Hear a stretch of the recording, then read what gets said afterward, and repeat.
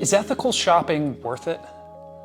This is a question that's been bothering me a lot lately. I mean, by ethical shopping, I mean, considering where your clothes are made or how they're made or who made them, whether or not they were manufactured in a sweatshop, or considering buying fair trade items, whether it's coffee or chocolate.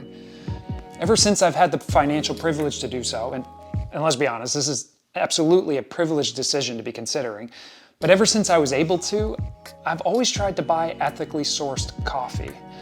My thought process was that unethically sourced coffee, while it would be cheaper, was doing harm to the farmers who produced the beans. They were being treated unfairly, they were being paid unfairly, and so buying fair trade would mean that my money, although it would be $4 to $6 more per pound, well, it was going to support the farmers who would need it most.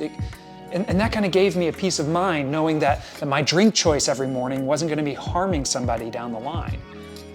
And then I read this book called Doing Good Better. The author, Will MacKaskill, is a professor of philosophy and ethics at Oxford. He questions my daily morning coffee decision. Citing a number of different studies that looked into what it takes to be considered fair trade, MacKaskill points out that there are some issues with my drink decision. The biggest is what it costs for a coffee farmer to meet the fair trade standards. It's actually higher than what most of the poorest producers could ever afford. Which means that when I buy fair trade coffee, I'm not actually supporting the poorest coffee producing farmers of the world, but rather I'm supporting those who can afford to meet the standard. Which means the money isn't really going where I always thought it was going. Ultimately, MacKaskill's argument is that if my desire is to help the poor of the world, then there are probably more effective ways that I can spend that $4 to $6 extra per week that I was spending on coffee. There are far more effective programs for helping the poor. I mean, $40 a month brings clean water to 12 new people every year.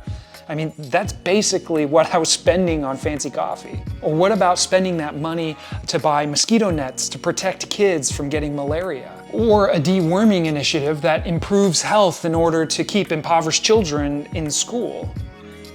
I guess this is my question. Is he right? If you really want to do good in the world when it comes to poverty, is buying fair trade coffee the best use of your dollars?